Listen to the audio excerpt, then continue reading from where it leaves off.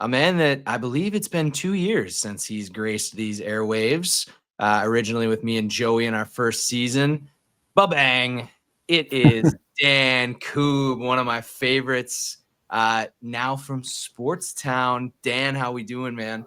Good, brother. What's up? How are you? Thanks for having me back. It's been a minute, but you know, cats live 9 lives. I feel like I'm on like my fifth career here with Sportstown. But previously was a director of content at a sports betting factory myself. Uh, love the pack this year. Love your pack this year. Healthy Jordan Love, healthy Josh Jacobs, and obviously the defense was already ascending, and now you've got Micah Parsons. So big fan of what you guys got cooking up there. Yeah, everything headed in the right direction. But as I told Isaac, I'm not touching the game this Sunday because I've watched this before. Yeah. I'm not going to get hurt while I'm sitting there watching it. But you talked about it, man. You've lived a lot of different lives, and I was going to tweet it. Unfortunately, 180 characters. I can only jam so much in the real tweet. And a lot of our folks kind of watch up here in the Fox Valley area is kind of where we've taken off. And Dan actually has a connection to the Fox Valley. Back when I was in high school, Dan was up at NBC 26 back in like 2015. Yeah, 2012 to 2015. I was you revived the sporting, like the sports program. There was no sports department at NBC 26. Insane. So I went up there, restarted the sports department, and then Larry McCarran came in the year after that. So Larry and I, he's like my TV grandfather, Larry McCarran. And we restarted the sports department at 26. I lived in the Fox Valley. I lived in De Pere, and I lived in downtown Green Bay for like 3 years. Absolutely loved it. Sure. But then I was driving home from work one night at like midnight, and I saw on a marquee it was minus 45 degrees. And I was like, you know what? I think it's time to head back to Philly.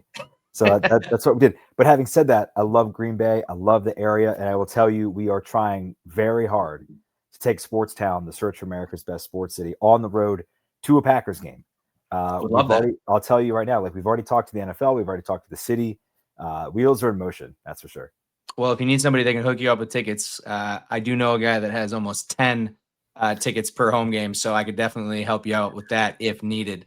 So you don't get gouged by these, dude. The tickets for this Sunday's game are going for like $400 a pop. It's insane. Not surprising. No, I'm myself an Eagles fan, right? So tonight's banner night. Of course. I'm sure you've seen Jalen Carter. Crazy. It started stream. We started stream with that. We were literally about to kick it off. It happened. So we were 3 minutes late to the party, but just spit right on his chest. What a start. What a start to the year. And their presumed fullback looks like he tore his ACL in the same play. Tore his ACL in the same play. Great start to the Super Bowl defense. And I got an Eagles ticket. Ugh. There you go. Well, we actually work on the show directly with the NFL. So nice. Probably don't need any tickets. Going to get those credentials. But we're going to be in there. Roll out the barrel. If you need a tailgate, I got a real Green Bay tailgate that we run very often. So that we can help with. Yeah, that we do. That we do. Well, yeah. So as Dan was just mentioning, last time we spoke, I believe you were Sports Trade. Was that right? Sports Trade. Then?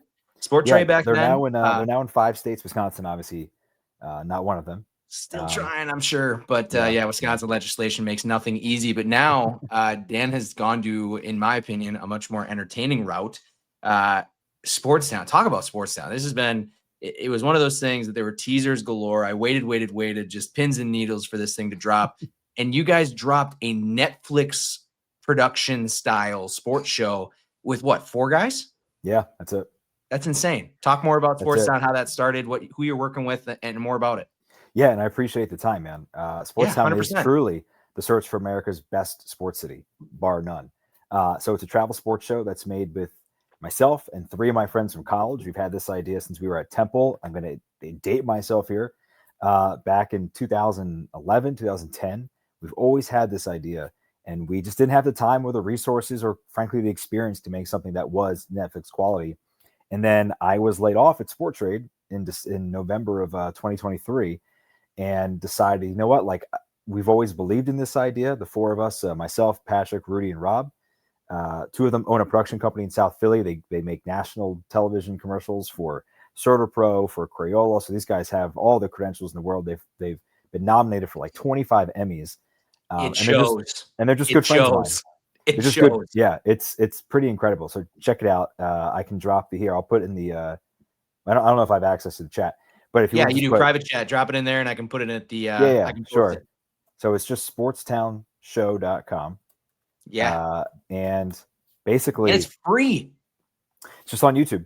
It's free. So what happened was, we've had this idea, which is the search for the best sports city in America. But what we do is we curate the perfect 72-hour trip within that town. So like if you want to go to Lambeau to go to a Packers game, but you've never been to Northeast Wisconsin, we're going to show you, the beaches of Algoma. We're going to show you the caverns, right? Outside of You Green got to Bay. hit a Friday night fish fry. I mean, you got to go to a supper club. You 100%. have to hit the supper club, right? 100%. You got to have a crisp, cool kraut. Yep, right? you got to have that. You got to hit RIP Euchre. Get Krolls. I mean, all these things. These are all very important. For you, you're going to be able to curate that perfectly, being that you were up here. And it is such a, and I do say this, people hate that I say it is quite culty at how some of the people act up here on a Packer weekend. But call it culty, call it superstitious. We love our game, man. We love our team. Well, and Packers create a very unique opportunity for the Sportstown show because obviously we have a lot of connections up there, but the tailgate there in many ways from like a television standpoint is almost more interesting than the actual in-stadium environment, right? Like a lot of us have been to NFL stadiums. It's like kind of sterile, right? It's like not all that exciting. Well, but and ours isn't at Lambeau, glitz and glamoury, shiny, beautiful, brand new. It's a nostalgia thing. Yeah. So what the show does is we plop you right into that town. We show you the people who make that town unique. We show you the cultural aspects that make it unique. So we'll take you to the most interesting restaurant, or in this case, the supper club. We'll take you to, a cultural aspect. For example, our first episode, our pilot episode, was in Lexington, Kentucky. As Jalen Hurts runs for 25 yards. Eagles fan, as I mentioned.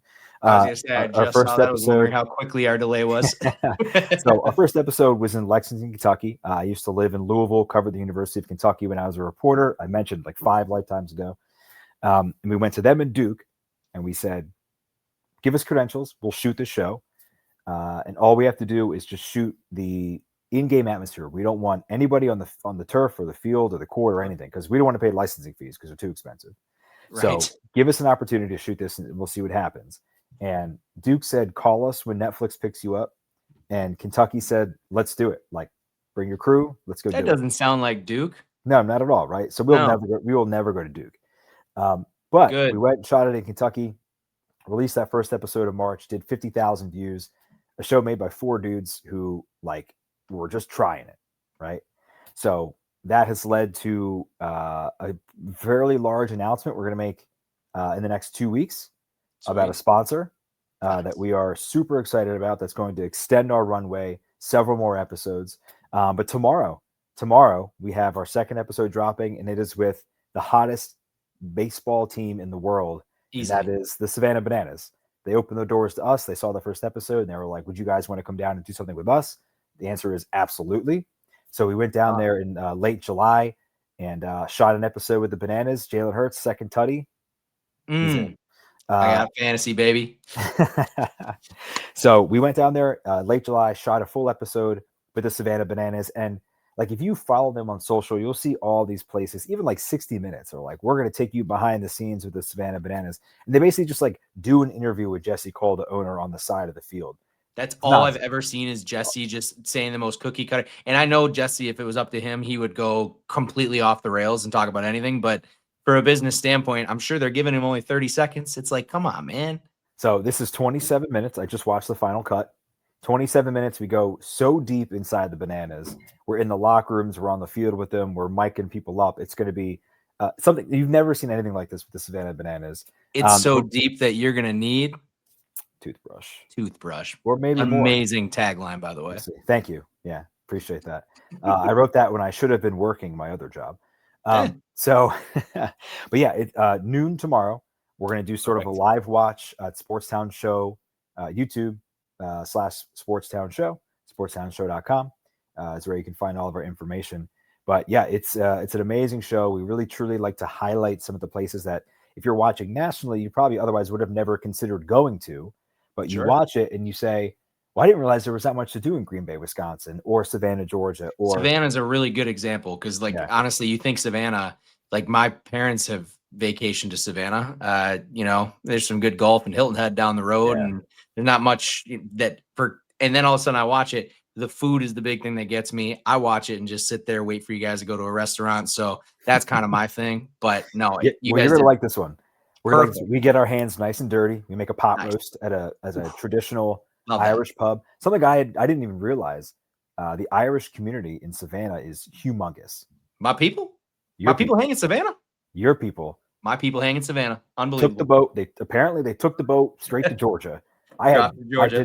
did not know this. So we learn a lot when we're in all these towns. So the show is not only fun and educational, but also, I get to make a fool out of myself, which we do. We're all cinephiles on the crew. So in each episode, you'll find like little bits and pieces of like movies that inspired us, directors that inspired us. We try to like pay homage to those movies and those actors and those directors, because like we really feel lucky to be making the show. We've kind of expanded out a little bit. The first episode was made by like 4 people. This one was made by 7. So nice. clearly we're scaling. Sure.